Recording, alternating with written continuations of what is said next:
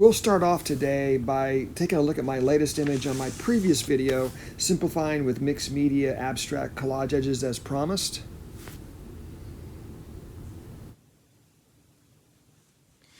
Today we're going to go through a very quick run through something, a mixed media abstraction that I think everyone can afford, something that's not expensive, and a simple kind of step-by-step procedure or tutorial that will take you through some of the processes I go through with most of my work.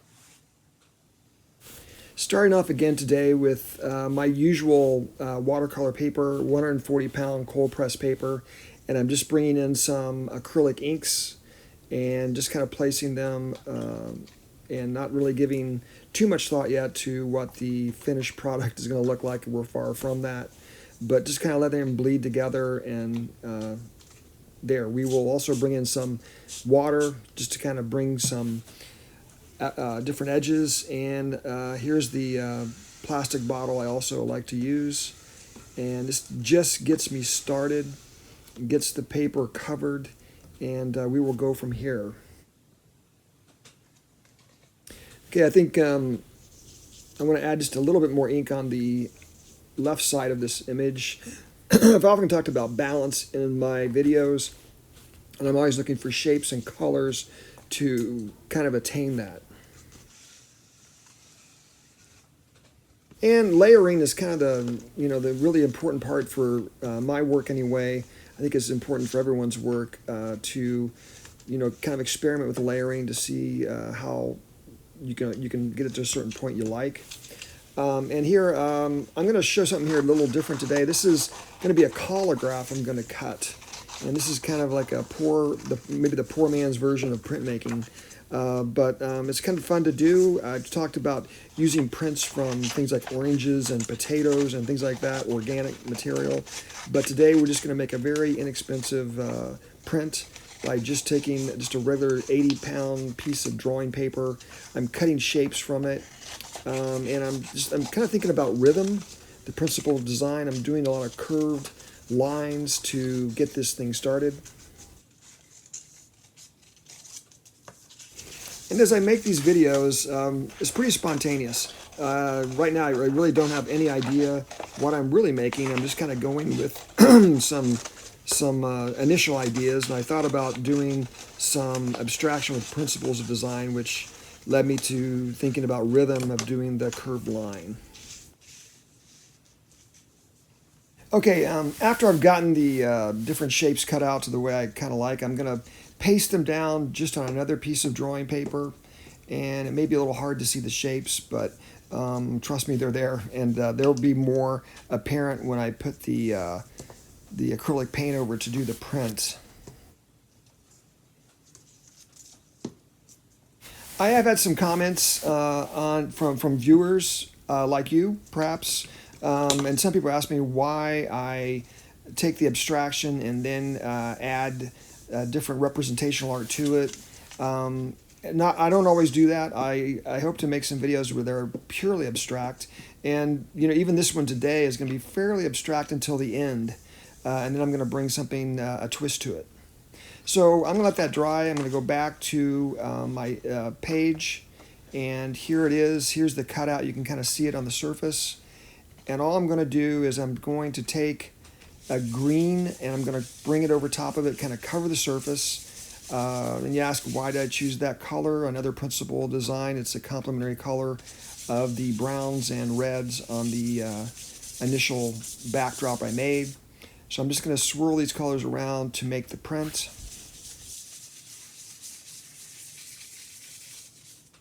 This process is kind of trial and error. You can get it fairly dark and thick if you want a really extreme print, or you can keep it kind of light and watery. That will also bring some different lines into it as you get ready to make the print.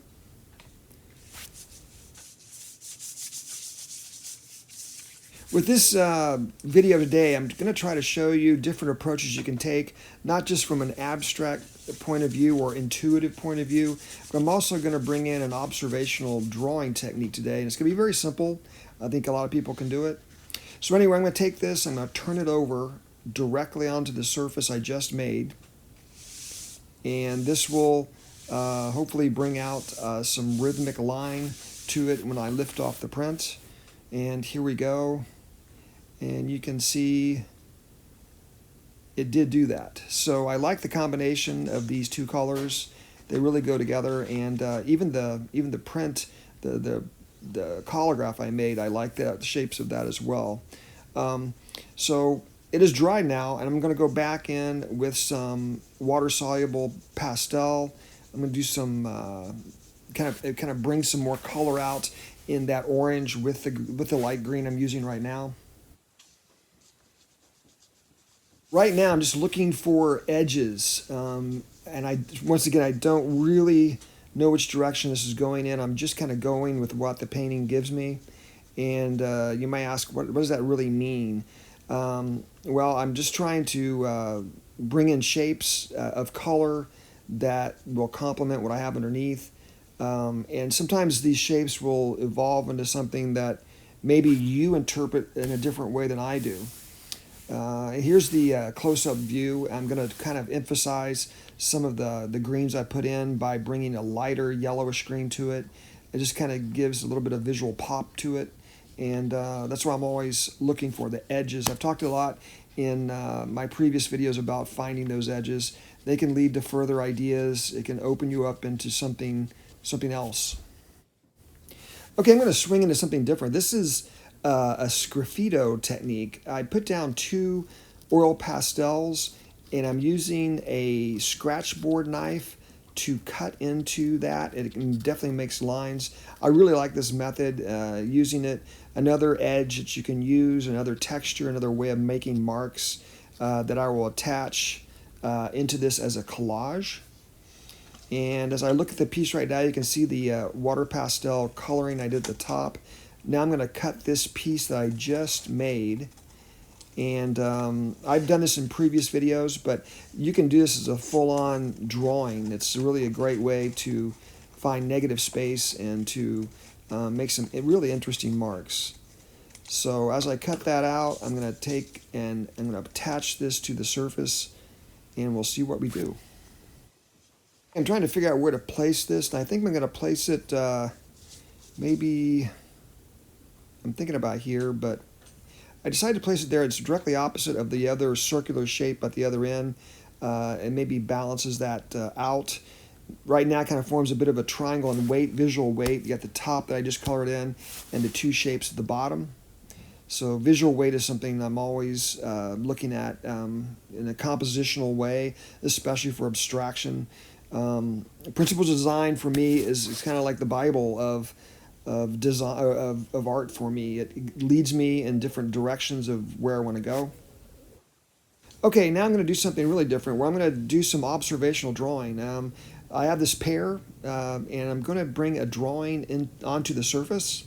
So we started off abstractly. We've done some intuition when it comes to making all the marks, but now I'm going to actually use observational drawing, and I'm going to hold the pear in my left hand, going to draw with my right. And I'm using chalk pastel at this point. So we have several mediums on this page. And I'm going to go back behind the pear, and I want to bring in repetition. That's another principle of design for those about you for those about you keeping score on the principles. But I'm going to line this up and get smaller, a little smaller as I go back in the background.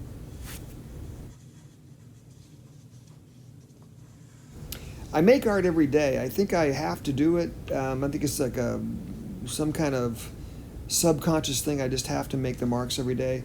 If you're out there watching, do you feel like you need to do it every day, or is something you can take a break on? For me, it's a bit obsessive. Just by looking at the mark making on this page, you can see that. So I'm going to put the pear up there, and I'm going to go back in and do some shading now. And this will also let us see the pears a little more clearly away from the surface. Gives it a little bit more volume.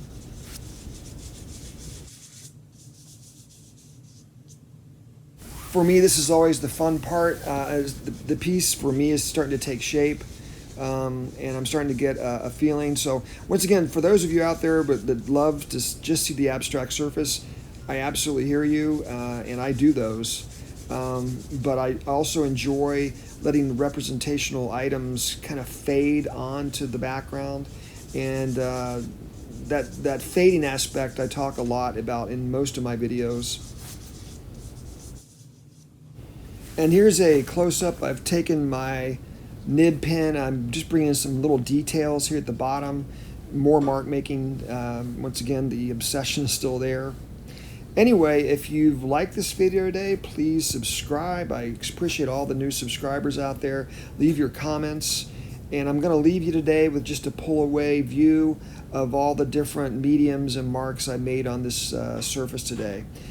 Anyway, I hope all of you have a great week, and I will see you real soon.